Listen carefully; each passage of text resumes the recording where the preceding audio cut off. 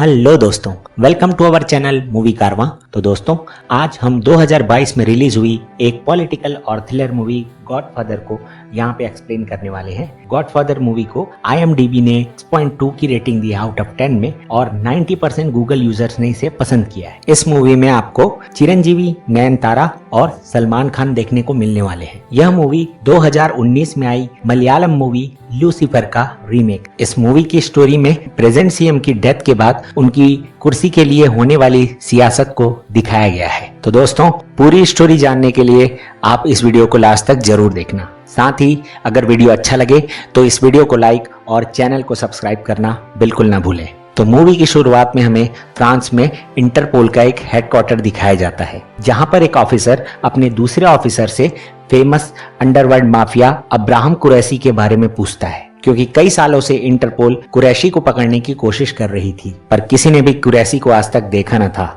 अब movie shift होती है एक जर्नलिस्ट गोवर्धन की तरफ, जो अपने चैनल पर लाइव आकर राज्य की राजनीति के बारे में क्वेश्चनिंग कर रहा होता है, क्योंकि उस टाइम पर अचानक से राज्य के प्रेजेंट सीएम की हॉस्पिटल में मौत हो गई थी और उसी कारण से उनकी पार्टी के लोग हॉस्पिटल के बाहर बहुत हंगामा कर रहे थे। और उधर पूरी पार्टी में हलचल मची हुई थी कि नेक्स्ट सीएम कौन बनेगा। अब नए सीएम बनने के कई लोग दावेदार थे, जिसमें सबसे पहला नाम था होम मिनिस्टर नारायण वर्मा, जिन्होंने प्रेजेंट सीएम PKR के साथ मिलकर उनकी JJP पार्टी को बहुत ज्यादा सालों से सपोर्ट किया था और उनकी पार्टी के लिए काम किया था, और वो ही सीएम बनने के लिए हॉस्पिटल के बाहर हंगामा करवा रहे थे, और जिसके लिए वो MTV न्यूज के ऑनर रवि को इस न्यूज को कवर करने के लिए कहते हैं, ताकि लोगों के बीच उन्हें सिंपैथी मिल सके। उसी बीच हम अपोजिशन लीडर नायडू को भी देख पाते हैं, जो लोगों के बीच अपनी सिंपैथी लेने के लिए जुटे हुए थे। और तभी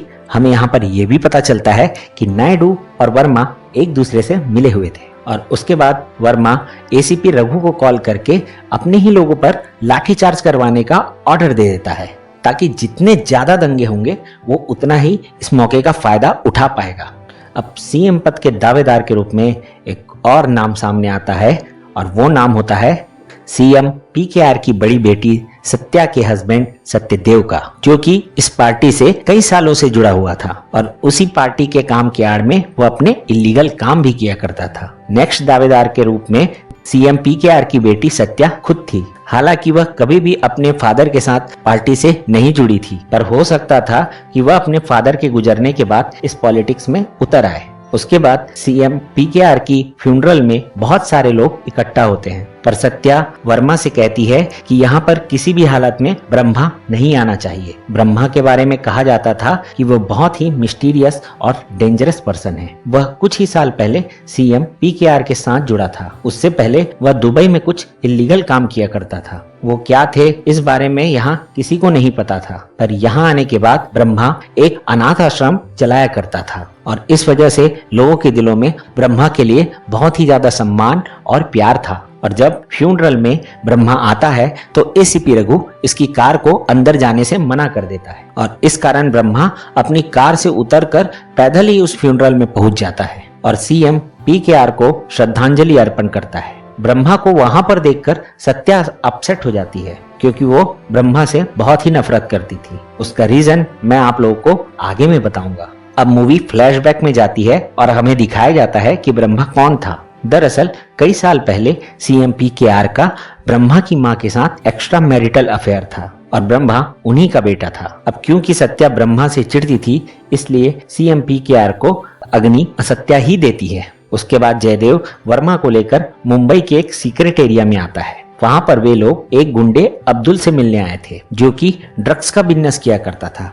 दरअसल उन लोगों को नेक्स्ट सीएम इलेक्शन के लिए काफी सारे फंड की आवश्यकता थी, और इसलिए ही वे वहां पर अब्दुल से डील करने के लिए आए थे। वहां पर अब्दुल जयदेव को बताता है कि उन्हें उनके राज पे ड्रग्स की एक अपनी फैक्ट्री डालनी है, और अगर उनकी गवर्नमेंट इस कार्य के लिए एग्री है तो वह उन्हें फंड देने के लिए एग्री है। वहां पर जयदेव की अब्दुल के पास लूकस से भी बात होती है। लूकस एक बहुत बड़ा माफिया था। यहाँ पर जयदेव उनकी डील को मानकर एग्री हो जाता है, और अब वर्मा को लगता है कि वह इजीली सीएम बन जाएगा और जयदेव को वो डेप्यूटी सीएम बना देगा। पर वहां से वापस आते वक्त जयदेव वर्मा से कहता है कि ऐसा उसने उसके लिए नहीं बल्कि खुद के लिए किया है, क्योंकि वह ही खुद सीएम बनना चाहता है। वह शुरुआत से ही सीएम पीकेआर के साथ इस कारण से जुड़ा था ताकि वह भी सीएम बन सके और उसी ने ही सीएम को मारा था। और यह बात सुनकर वर्मा शॉक में आ जाता है। साथ ही जयदेव ने अपने साथ कुछ एमएलए और मिनिस्टर्स को भी मिला लिया था और उनकी सहायता से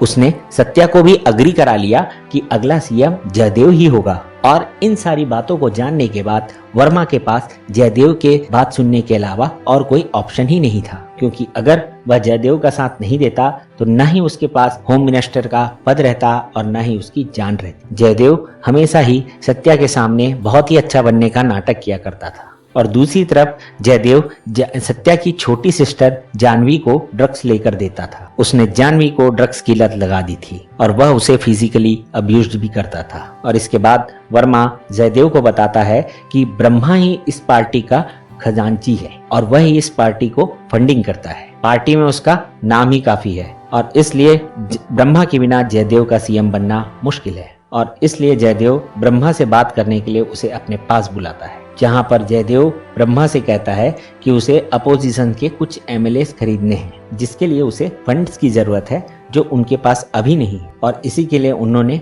बाहर से फंडिंग के लिए एक डील की है और जिसमें वो लोग इस राज्य में एक ड्रग्स की प्रोडक्शन फैक्ट्री लगाना चाहते हैं। तभी ड्रग्स का नाम सुनकर ब्रह्मा उनका साथ देने के लिए मना कर देता, क्योंकि वह अपने राज्य में ड्रग्स के बिजनेस को बढ़ावा नहीं देना चाहता। अब जयदेव वर्मा के सारे एमएलए और मिनिस्टर्स को खरीदने के लिए कहता है और इसके लिए वे अपने पार्टी के पूरे 140 एमएलए को इकट्ठा करता है और खुद को सीएम बनाने के प्रस्ताव पर साइन करने के लिए कहता है। अगले सीन में हमें दिखाया जाता है कि ब्रह्मा अपने ऑर्फनेज में रहने वाली एक बच्ची के नामकरण का काम करते रहता है। ब्रह्मा अपने लोगों की बहुत ही हेल्प करता है और फिर ब्रह्मा को पता चलता है कि अब्दुल के लोग उसके राज्य में ड्रग्स की एक फैक्ट्री स्टार्ट करने वाले हैं और उन्हें रोकने के लिए ब्रह्मा अपने आदमियों को लेकर वहां पर पहुंच जाता है, जहां पर उसके पीछे ब्रह्मा के साथ काम करने वाला एक आदमी कोटी भी जाता है। दरअसल कोटी था तो ब्रह्मा के साथ, पर वो काम जयदेव के लिए करता था।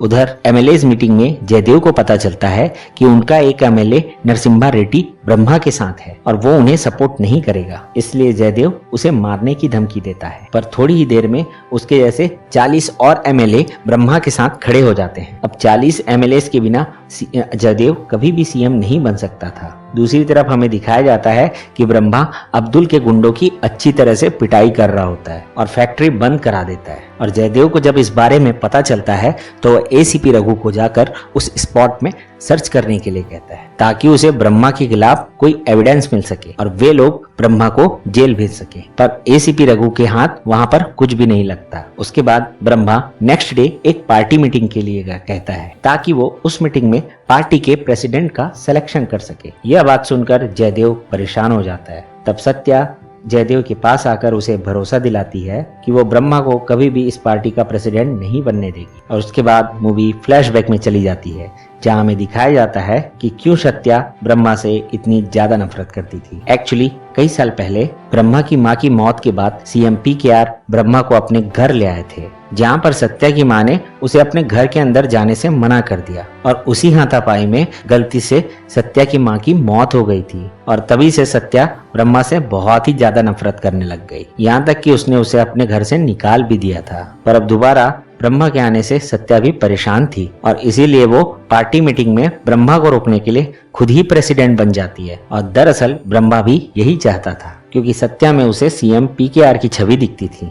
दूसरी तरफ हमें दिखाया जाता है कि रेणुका ब्रह्मा से कहती है कि वह यहाँ से कहीं दूर जाना चाहती है और इस कारण उसकी जिद पर ब्रह्मा उसे कुछ पैसे देकर उसके बच्चे के साथ जाने देता है, जहाँ पर रास्ते में कोटी उसे अपने साथ ले जाता है। दरअसल जयदेव कोटी के साथ मिलके रेणुका का यूज करके ब्रह्मा को बदनाम करना चाहता था और जो बच्चा रेणुका के साथ था वह कोटी का ही था। कोटी और रेणुका एक दूसरे से प्यार करते थे, पर पैसों की लालच में कोटी रेणुका से ब्रह्मा को बदनाम करवाना चाहता था और इसी के कारण रेणुका न्यूज चैनल में आके बोल देती है कि उसके पास जो बच्चा है वह ब्रह्मा का है और वो ऑर्फेनेज के नाम पर उसके जैसी लड़कियों का यूज करता है। अब इस खबर के फैलने की वजह से एसीपी रघु ब्रह्मा को अरेस्ट कर लेता है और उसे जेल हो जाती है, जहाँ पर जेल में उससे मिलने के लिए जयदेव आता है। वो ब्रह्मा से उसका साथ देने के लिए कहता है, पर ब्रह्मा उसे वहाँ से भगा देता है और उसके जाने के बाद ब्रह्मा के पास उसके एक खास आदमी मासूम भाई की कॉल आती है, जहाँ पर ब्रह्मा उनसे कहता है कि जरूरत पड़ने पर वह उन्हें जरूर याद करेगा। उसके बाद हमें दिखाया जाता है कि जयदेव ने ब्रह्मा को मारने के लिए जेल में कुछ गुंडे भेजे हैं, जिसकी ब्रह्मा जमकर धुनाई करता है। और उधर दिखाया जाता है कि रेणुका अपने द्वारा किए गए खुद के पाप के लिए अपने आप को कोस रही होती है और अब वो कोटी से कहती है कि वो दोबारा न्यूज चैनल पर जाकर सबको सच सच बता देगी और उसी की गलती की वजह से आज देवता जैसा आदमी जेल में है। रेणुका की यह बात सुनकर कोटी जयदेव को फोन करता है कि वो उसके लिए पासपोर्ट और टिकट्स का इंतजाम कर दे। वो रेणुका को यहाँ से कहीं दूर ले जाएगा, पर जयदेव कोटी से रेणुका और उसके बच्चे को मार देने के लिए कहता है, पर कोटी ऐसा नहीं कर सकता था क्योंकि जो बच्चा था वह उसी का था। उधर वर्मा नायडू से जाकर मिलता है और उसके कुछ एमएलएस को अपनी पार्टी में शामिल करने के लिए कहता है, जिसके लिए जयदेव को कुछ पैसों की जरूरत थी और उसी के लिए वो अब्दुल को पैसे और ड्रग्स भेजने के लिए कहता है। पर रास्ते में मासूम भाई अब्दुल के कंटेनर को आग लगा देते हैं,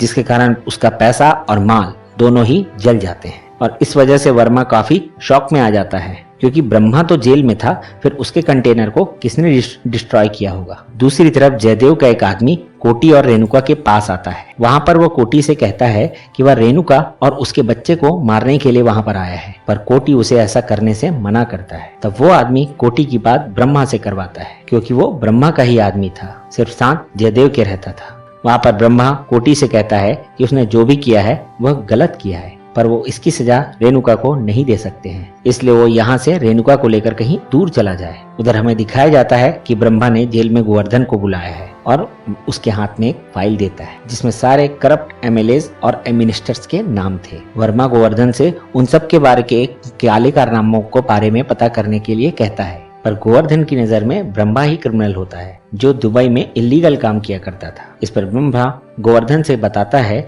कि जब वह छोटा था तब उसे पता चला था कि सीएम पीकेआर ने राज्य में किसी भी गलत काम को होने नहीं दिया था, जिस वजह से कुछ कॉर्पोरेट कंपनीज ने उन्हें फंडिंग देने से मना कर दिया था। तब पार्टी को बचाने के लिए ब्रह्मा को इलीगल कामों में उतरना पड़ा था और तब से ही वह सीएम पीकेआर की पार्टी को फंडिंग देता आ रहा है। यह बात सुनकर गोवर्धन ब्रह्मा की हेल्प करने के लिए अग्री हो जाता है। उधर कोटी की आंखें भी खुल चुकी होती है और इसलिए वह रेणुका के साथ फिर से टीवी पर आकर न्यूज चैनल पर सब कुछ सच सच बता देता है और इस सच्चाई के बाहर आने से ब्रह्मा को जेल से रिहाई मिल जाती। दूसरी तरफ सत्या को ये पता चलता है कि जानवी अचानक से अपने कॉलेज में बेहोश हो गई थी और इसलिए उसे हॉस्पिटल में एडमिट किया गया है। वहाँ पर डॉक्टर सत्या को बताते हैं कि जानवी काफी महीने से एक ड्रग्स ले रही है जो कि बहुत ही ज्यादा डेंजरस है और उसी वजह से उसकी यह हालत हुई है। और इस बारे में सत्या जब जानवी से पूछती है तो वह उसे बता देती है कि इतने दिनों से उसका हस्बैंड जयदेव ही उसे ड्रग्स दे रहा है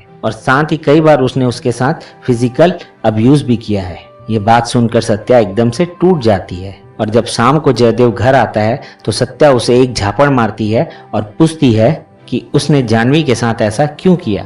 तो जयदेव उसे बता देता है कि अब तक वह अच्छा बनने का नाटक सिर्फ सीएम की कुर्सी के लिए कर रहा था और उसके पिता सीएम पीकेआर को भी उसी ने ही मारा है। उसने उनके इनहेलर में जहर मिला दिया था जिससे सीएम पीकेआर की मौत हो गई। अब ये सुनकर सत्या को अपने भाई ब्रह्मा की याद आती है और वह उसे फोन करके मिलने के लिए कहती है, जहां पर वह रोते हुए ब्रह्मा को सारी बात बताती है। साथ ही वह ब्रह्मा को यह भी बताती है कि यह सब होने के बाद उसके पास एसीपी रघु भी आया था और उसके पास जानवी के खिलाफ सारे एविडेंस थे जिससे नारकोटिक्स वाले उसे सजा दिला सकते थे और उसने सत्या के साथ फिजिकल होने के लिए भी उसे कहा था। एक तरह से उसे ब्लैकमेल किया गया था। यह सुनकर ब्रह्मा बहुत आग बबूला हो जाता है और वह एसीपी रघु के पास जाकर उसे मार देता है और उसके बाद वह न्यूज चैनल ऑनर राम के पास आता है और उसे ईमानदारी से रिपोर्टिंग करने के लिए कहता है। साथ ही वह राम के सर पर जो भी कर्ज होता है उसे पेमेंट कर देता है जो कि करोड़ों में था, ताकि वह बिना किसी डर के पूरी ऑनेस्टी के साथ